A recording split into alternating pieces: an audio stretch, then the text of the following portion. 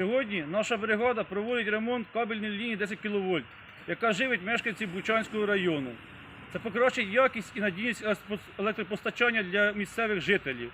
ДТЕК Київські регіональні електромережі – відповідальний бізнес, який діє в інтересах громад. Працюємо цілодобово і робимо все можливе для нормального життя області і всіх її мешканців.